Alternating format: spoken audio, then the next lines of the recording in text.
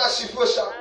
Nimekwambia macho yako yakiwa kipofu, unaweza ukaiona biashara hii ya nyanya, ukaiona haina faida, kumbe ni hiyo hiyo. Ila yakifumbuliwa mwanangu, nataka nikwambie, ukiona hiyo nyanya unaona mabilioni ya pesa, unasema hii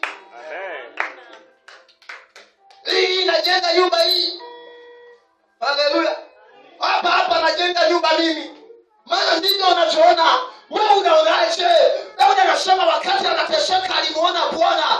Katika Matendo ya Mitume 2:25 anasema nalimuona Bwana siku zote wakati wa taabu zangu.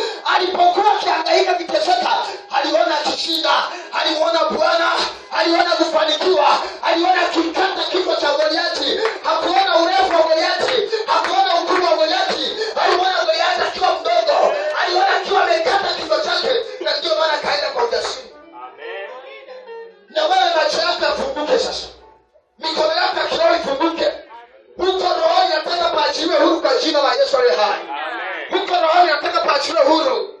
Huko roho nataka paachiliwe huru. Kimbia ukiwa umenyosha mikono juu. Njoo mahali hapa. Nataka tuombe maombi. Huko roho paachiliwe huru. Huko roho paachiliwe huru. Mambo yako yaachiliwe huru. Nyanyuka ukiwa umeweka mikono yako juu kama ishara ya kutaka kufunguliwa na Bwana.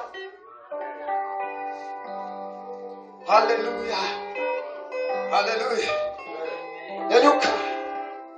Tembea usogee mbele.